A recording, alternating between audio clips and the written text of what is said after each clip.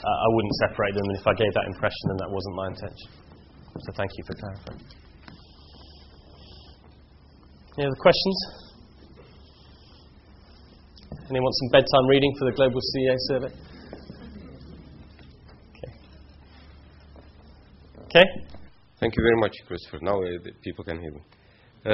We will have a 1 hour break for prayer now, and we should be back by 12:45,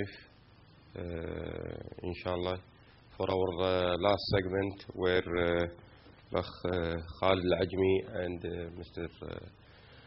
Luis will take us through driving implementation excellence to HR.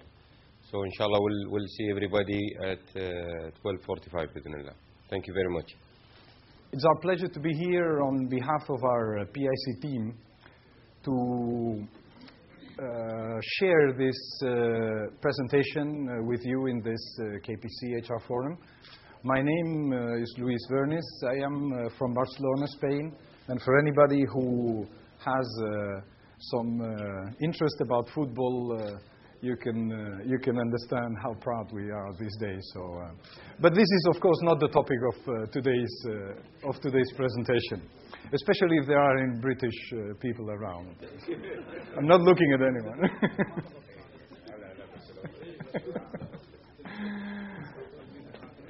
Okay, so let's get started with today's objectives for this presentation. We want to brief you about some of the things we have done lately, bringing some real change into HR through the use of the Lean Six Sigma methodology, and especially when it comes to using this project technology for trying to bridge the gap between strategy and implementation.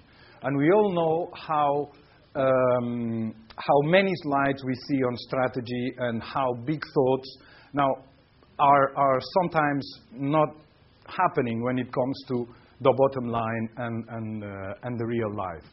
I think we had a great presentation earlier from KNPC on this BEST project. I think it's great. I mean, it shows the way on how to try to bridge strategy into the HR strategy into real life and how challenging it is. We have tried to do a little bit of the same, and we have used maybe this project methodology, which is Six Sigma, that we would be today bringing some examples to you. So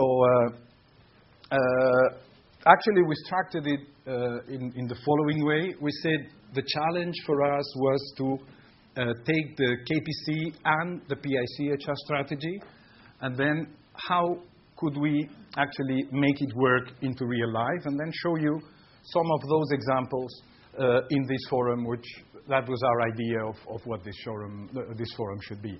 So let's start with the challenge. That was originally the PIC strategy, which, as you can see, had the three elements on development of HR function, building and planning career paths, and planning workforce. And we had great presentation earlier on the workforce planning. Now, that was originally built into the KPC HR strategy, which you have seen earlier presentation on. I think Linda had a slide on it. And it matched quite well those elements that we have. You can see HR function development, career path, and planning workforce were fitting quite well in the elements that KPC was wanting to drive, as well as HR strategy for the business. So the HR function development definitely was fitting very well into the service delivery part. And then career paths was in the two blue-white boxes on the HR excellence, or the high performance element. And then, of course, the career paths was hitting both talent management and excellence. So there was very nice fit on those. Now, when we wanted, again, I think we heard also earlier how important it is to have a common definition agreed in the organization of what those elements mean. So that's what we first tried to do. and we try to have our leaders, our company leaders, actually understanding what it was and then checking with them whether the same understanding was in HR.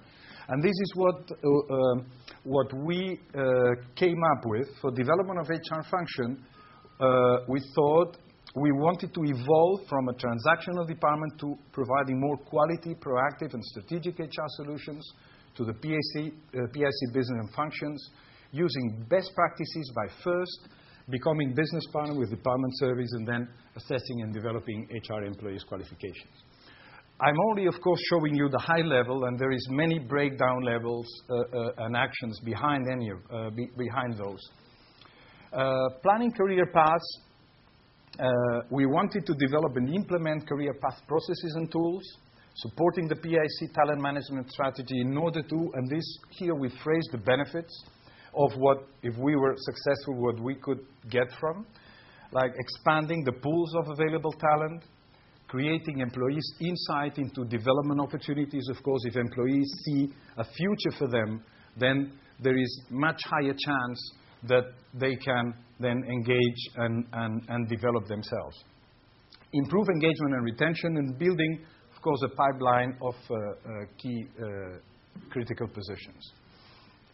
Last one was about planning the workforce, and I mean, I think we got great presentation earlier on what it meant. I mean, what it meant for us is analyzing the current manpower planning process, upgrading our process to reflect the future workforce count and quality based on business needs, develop action plans to close any gaps, and providing managers with the tools required in order to help them fill those gaps. Okay? So then, on the methodology, we used the Lean Six Sigma process. There is a lot into it, and of course, I don't think we'd be glad to answer any question from the audience, but there is a lot, training elements, certification, and so on behind it. But we didn't think that was, you probably have heard about it, but we didn't think that was today's intent, because it probably would take us too long. But we just brought a few highlights on what it meant for us. It's the advantage of this is that it's focused on some specific improvements. So you take one issue and then you analyze it, and then you come up with hopefully improvements at the end. But the key point here is the focusing part. Okay, you cannot, of course, the story about which way is the best way to eat an elephant, right? I mean, you can only eat it, a mouthful by a mouthful at the time. So this is one starting key point. And then it follows very key rigorous steps so that you're not tempted to just jump ahead to the conclusions. So you have to follow a number of key steps. It's very much results-oriented, and the Green Belt project leaders, as you are going to see afterwards, Khaled is going to show a specific example on the HR development part. They are coached until realization of the project. So the advantage also is that the improvement is validated. So from the previous situation to the new situation, you can then afterwards go back and compare whether there have been really any gains. And then there are ways also